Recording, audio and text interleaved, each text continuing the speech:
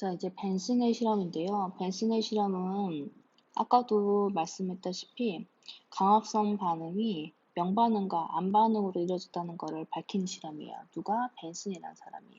그래서 이 자료를 해석하는 게 좀 중요한 의의가 있기 때문에 시험에 자주 나오고 저도 시험에 낼 겁니다. 자, 그러면 시험에서 제한 요인이 좀 중요하잖아요. 이 실험은 하루 동안 암실에 식물을 넣어놓고 나서 그 다음에 실험을 한 거예요. 그러면 처음에는 하루 동안 암실에 넣어놓고 나서 그 다음에 어떤 차이점을 있게끔 해서 살펴봤냐면 첫 번째, A는 빛이 없고 이산화탄소를 공급해줬어요.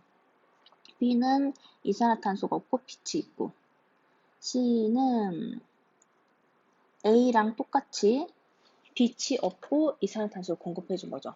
그러면 이 가번 그래프에서 보셔야 될 게 뭐냐면 A와 조건이 같아요.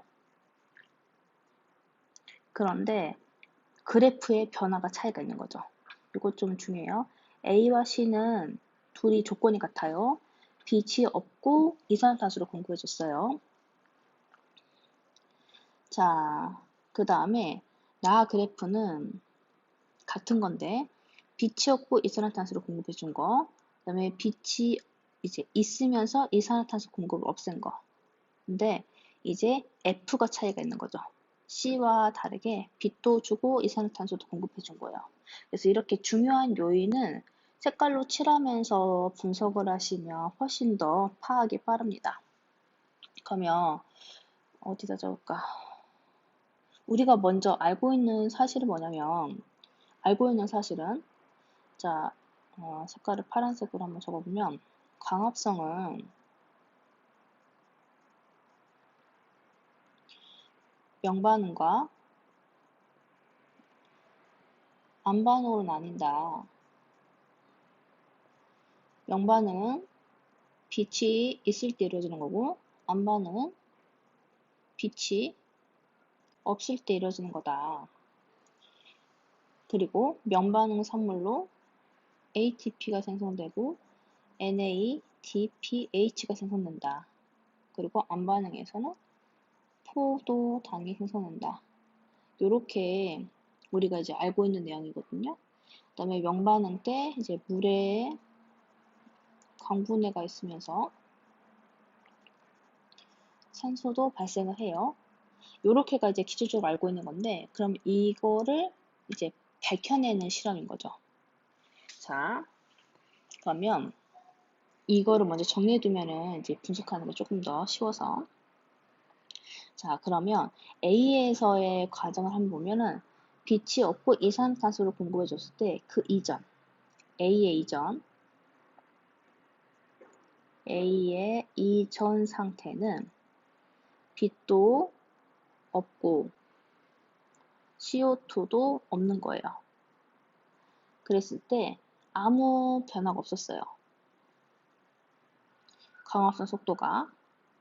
그리고 B에서는 빛이 있으면서 이산화탄소를 공급을 없었어요. 우선은 우리가 이제 상식적으로 알고 있는 게 여기 보시면 광합성 속도는 단위 시간당 포도당 합성량을 측정한 거다라고 했잖아요. 이것도 좀 의의가 있는데 포도당 합성량. 포도당이 합성되려면 6개의 이산화탄소가 필요해요. 물론 나머지도 필요하지만 우선은 기본적인 탄소 골격을 제공하는 데 있어서 6개의 이산화탄소가 필요하단 말이에요. 그러면 이산화탄소가 없으면 당연히 포도당은 합성이 안 되겠죠? 그래서 이산화탄소 공급이 없는 거는 B, E는 모두 광합성 속도가 없는 거예요. 포도당을 못 만드니까. 그 다음에 이거 첫 번째로 이제 우리가 상식적으로 알고 있는 거고, 또 두 번째로 알 만한 건 뭐가 있냐면 광합성 속도라는 거는 만들어진 산물로 알 수 있는데,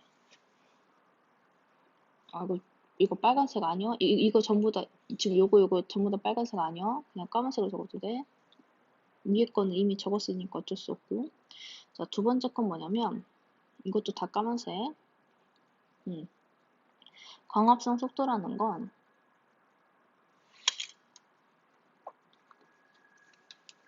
두 가지로 알 수가 있는데, 광합성 산물로 알 수 있는 거거든요.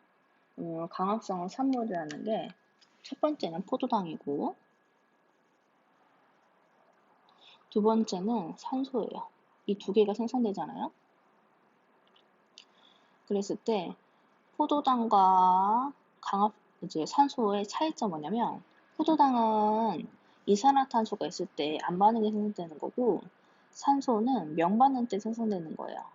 그러면 이 둘의 차이점으로 실험에서 분석할 때, 자, 산소로 만약에 광합성 속도를 측정을 한다면, 빛이 있으면, 색깔을 좀 다른 색으로, 산소 같은 경우는 빛이 있으면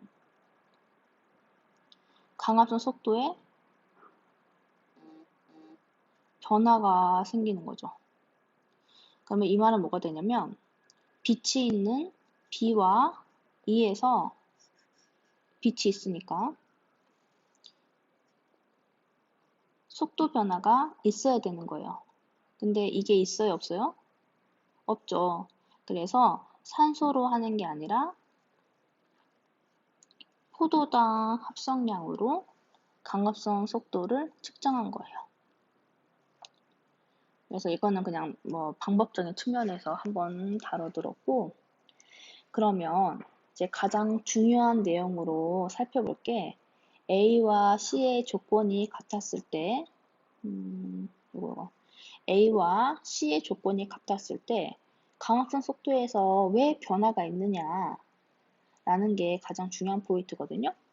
A 이전은 빛이 없었어요. 둘 다 이산화탄소, 그러니까 지금 보면 A와 C는 다시 한번 정리를 하지만 A는 빛도 없고 이산화탄소 공급해줬어요. C도 빛이 없는데 이산화탄소 공급해줬어요.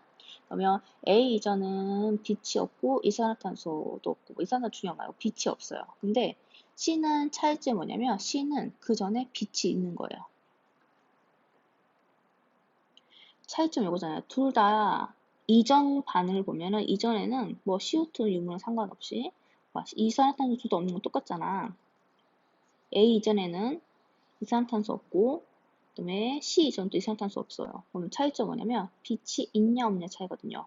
A 이전에는 빛이 없었고 C 이전에는 빛이 있었어요. 그러면 이게 가장 큰 변화의 요인이 되겠죠. 자, 빛이 있으면 명반응이 일어날 수 있어요. 여기도 빛이 있는 거는 명반응이 일어날 수 있어요. 그러면 이렇게 해석될 수 있는 거예요. C 구간에서는 면반응, 즉 빛이 있을 때 뭐 적어야 되나? 너무 문장이 기니까 그냥 말로 할게요. 빛이 있을 때 무슨 반응이 일어나는데 이제 그 반응으로 생긴 산물들 있잖아요. 그 산물들이랑 이산화탄소가 있으면 이제 광합성이 조금이라도 일어날 수 있는 거예요. 그리고 이렇게 생겼다가 사그라드는 거는 이제 다 쓴 거죠. 다 쓴. 그러면 여기서는 빛이 이제 없으니까 또 이렇게 볼 수가 있는 거예요. 그리고 옆에 있는 나분을 보면은 이제 똑같은 건데 이번에는 이제 C와 F를 비교해 보시면 지금 가에서는 A와 C를 비교해 본 거고 나에서는 C와 F를 비교해서 한번 보시면 C와 F의 차이점 뭐냐면, 자, C와 F는 다 그 전에 빛이 있었고 이산화탄소 공급을 차단했어요. 이제 빛이 있었고, 근데 F에서는 뭐냐면 빛이 계속 있는 거예요. 그러면 빛이 있으면 빛이 있을 때 일어나는 이제 반응을 통해서 만들어진 산물이 이산화탄소가 공급이 되면은 계속해서 포도당을 합성할 수가 있는 거죠. 그래서 계속 광합성을 할 수가 있는 거죠. 글씨가 이상하다.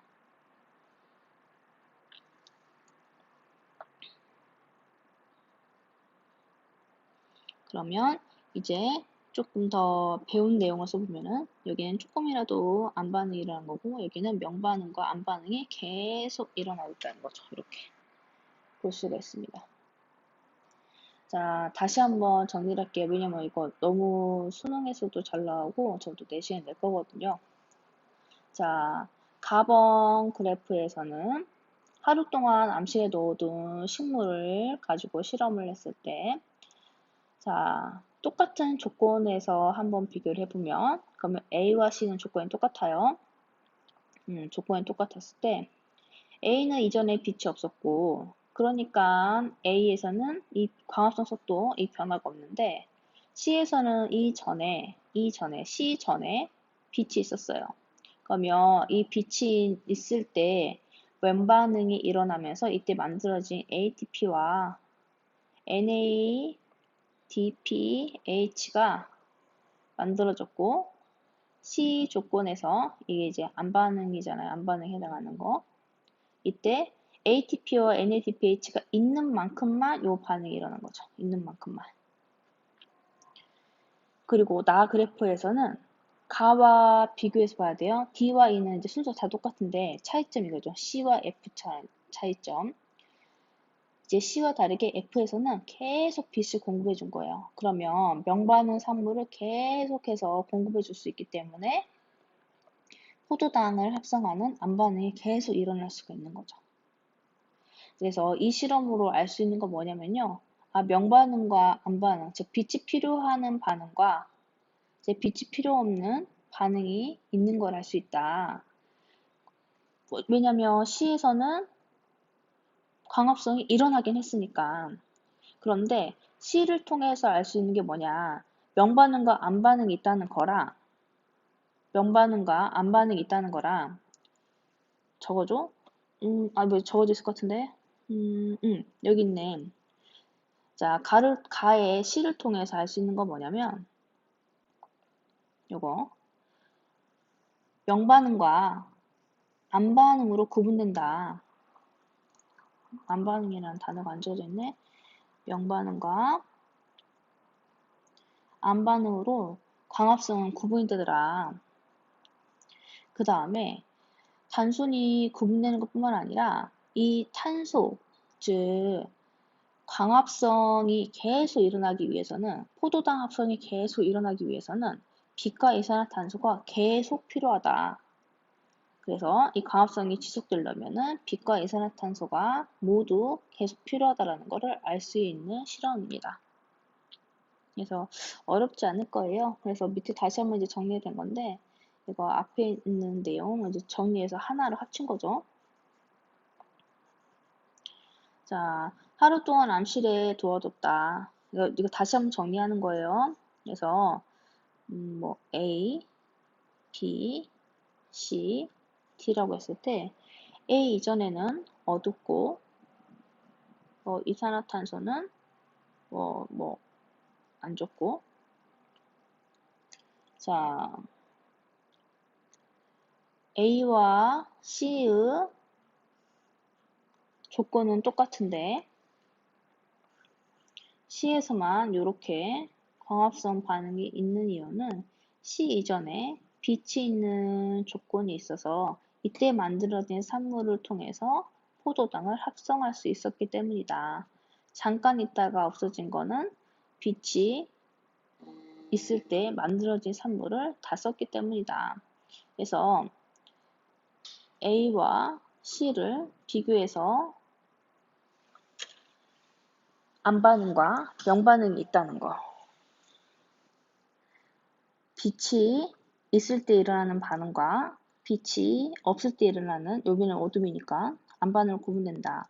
그리고 이게 계속 일어나기 위해서는 C와 D를 비교하면 빛이 있는 조건도 계속 같이 공급이 돼야지만 광합성이 계속 일어날 수 있다는 거. 그래서 순서적으로 봤을 때 빛이 있는 명반응이 먼저 일어나서 ATP와 NADPH를 생성을 해야 되고, 그 다음에 계속 공급을 해줘야지.